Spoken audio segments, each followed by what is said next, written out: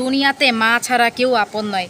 এটা সবথেকে কঠিন একটা বাস্তব কথা। দুনিয়াতে মা ছাড়া কেউ কখনো আপন হয় না। মানে আপনি দুনিয়াতে যত বেশি সুখী থাকেন, যতই আপনি ভালো থাকেন, কিন্তু কথা হচ্ছে যে আপনি মা ছাড়া দুনিয়াতে কখনোই কারো মানে এত বেশি ভালোবাসা পাবেন না। যে ভালোবাসাটা আপনাকে মা দিবে, সেই ভালোবাসাটা আপনি দুনিয়ার কারো কাছ থেকে পাবেন না। এটা আমার লাইফ থেকে শেখা।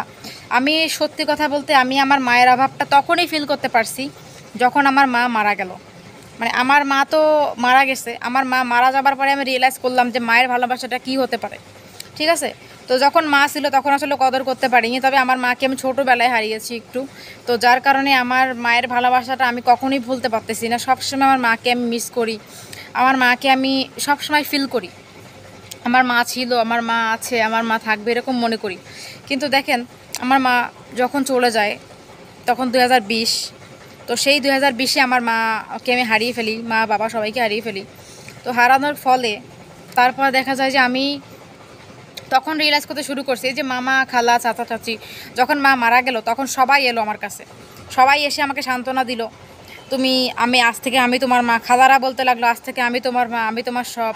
কিন্তু 1-2 মাস পরে গিয়ে সবাই ভুলে গেল, কেউ ফোনও করে না, খোঁজ খবরও নেয় না, তখন সব ভুলে গেল। ওই যে ক্ষণিকের ভালোবাসাটা দিছিল তারা মা মারা পরে, এতটুকুই ছিল। আর কেউ খোঁজ খবর নেয় না। আমি তখন মনে করছিলাম যে মা মারা গেছে, হয়তো খালাই মার মতো থাকবে, কিন্তু না, ওইটা আসলে আমার ভুল ছিল। যতই হোক মায়ের বোন, কিন্তু মা নয়। ওই যে একবার ভালোবাসা দিছিল অতটুকুই, তারপরে আর না। তারপরে দেখা যায় যে নানুই আমাকে আগলে রাখছে। নানু আসলে মায়ের আর একটা পার্ট হয়, এটা আমি দেখলাম রিয়েলাইজ করতে। নানু আমাকে ভালোবাসা দিছে। তারপরে হচ্ছে যে কেউ কারো আপন না দুনিয়াতে, কেউ কারো আপন না। আপনি দেখেন, একটা অন্যায় অন্যায় কিছু করলে আপনি আপনার মাকে বললে, আপনার মা কিন্তু সেটা অন্যায়টা মানে অন্যায়টা শুধরানোর চেষ্টা করবে, প্লাস অন্যায়টা মানুষের থেকে লুকিয়ে রাখবে। কিন্তু অন্য কাউকে আপনি একটা অন্যায় করে বলেন যে কোনো কিছু, দেখবেন সেই মানুষটা সেই অন্যায়টা সবার সামনে প্রকাশ করে দেবে সারা দুনিয়াতে। তো এই হচ্ছে ব্যাপার। বাকি মায়ের পরে ভালোবাসার স্থান যদি থাকে তাহলে হাজব্যান্ডের আছে। তো মায়ের আগে হাজব্যান্ডকে দেওয়া যায় না, মায়ের পরে হাজব্যান্ডকে দেওয়া যায়। আমার হাজব্যান্ড অনেক ভালো, আমাকে অনেক ভালোবাসে, বাট সেটা তারপরে বললাম না, মায়ের পরে, মায়ের আগে হবে না, মায়ের পরে হবে। তো মায়ের পরে হচ্ছে যে আমার হাজব্যান্ডের অবস্থান আমি বলবো। তবে হ্যাঁ, আমার হাজব্যান্ড খুব ভালো, খুব ভালোবাসে, আমাকে কেয়ার করে অনেক, মাশাল্লাহ। কিন্তু তারপরও আসলে আমি দুনিয়াতে মানে মায়ের অভাবটা মানে খুব বেশি ফিল করতেছি। আমার মাকে ছাড়া আমি একেবারেই মানে দুনিয়াতে টলারেট করাই আমার জন্য একটা সময় দেখা গেলো যে পসিবল হয়ে উঠতেছিল না। তো তারপরে ওকে যখন বিয়ে করলাম, ওকে বিয়ে করার পরে দেখা যায় যে ও আমাকে অনেক বেশি ভালোবাসা দিছে। তারপরে আমি মানে একটু হলেও মায়ের অভাবটা মোটামুটি ভুলতে পারছি, কিন্তু সব সময় মাকে ভোলা সম্ভব সম্ভব নয়। আমি এখনও অবধি মায়ের কোনো সিনেমা, মায়ের কোনো গান আমি দেখি না, বা কারো মা যদি কাউকে আদর করে আমি দেখি না। এখনও দেখা যায় যে আমার শাশুড়ি মা যখন আমার হাজব্যান্ডকে আদর করে, তো আমার তখন কান্না চলে আসে। তখন আদর করে খাইয়ে টাইয়ে দেয়, আমার প্রচুর কান্না চলে আসে। আমি আসলে চোখের পানি ধরে রাখতে পারি না, আমার খুব খারাপ লাগে। কারণ দুনিয়াতে আসলে মা ছাড়া আসলে দ্বিতীয় পার্সন কেউ নেই অত বেশি ভালোবাসার।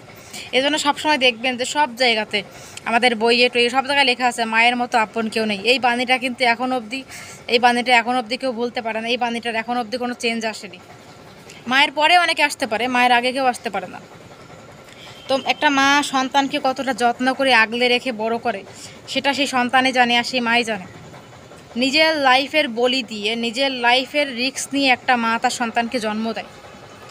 অনেকে আসি আমরা মা থাকতে কিন্তু বুঝি না, মা মারা যাবার পরে বুঝি। আমি এত ছোটো বেজে আমার মায়ের অভাবটা খুব ভালো করে বুঝতে পারছি, কারণ আমার মা যে নেই আমি খুব বুঝতে পারছি এখন। কিন্তু আমি এখন আফসোস করি যে আমার মা যদি থাকতো আজকে আমি এটা করতাম ওইটা করতাম, মায়ের হাতে এইটা খাইতাম ওইটা খাইতাম। কিন্তু না, আমার আফসোস সারা জীবনই হয়তো থাকবে। আমার এই আফসোসটা আসলে কোনো মতেই আমি লাইফে হয়তো পূরণ করতে পারবো না মা ছাড়া।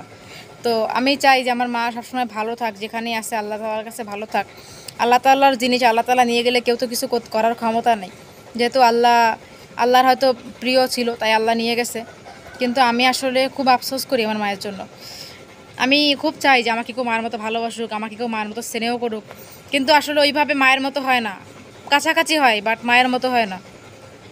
আমি জানি যে এই ছায়াটা আমি সারা জীবনের জন্য হারাই ফেলাইছি, আমি কখনো এই ছায়াটা আর পাবো না। তবে মাকে সবসময় ভালোবাসা মানুষ আসলে মাকে নিয়ে কিছু বলতেই চাই না, কষ্ট লাগে খুব। মাকে নিয়ে ভিডিও আমি খুব কমই বানাই, কারণ আমার ভিতরটা জ্বলে পুড়ে যায় একদম। তো এই হচ্ছে ব্যাপার। বাকি মনের কষ্ট মনেই থাক।